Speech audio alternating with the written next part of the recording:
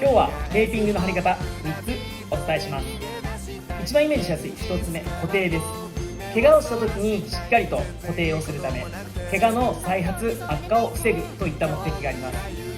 2つ目、スポーツです。怪我をしてても動けるようにするため、再発を防ぐため、体の使い方を良くさせるといった目的があります。3つ目、日常生活です。疲れや痛みを軽減させるため、関節や筋肉をサポートするため、血流を良くして疲労回復をさせるといった目的があります。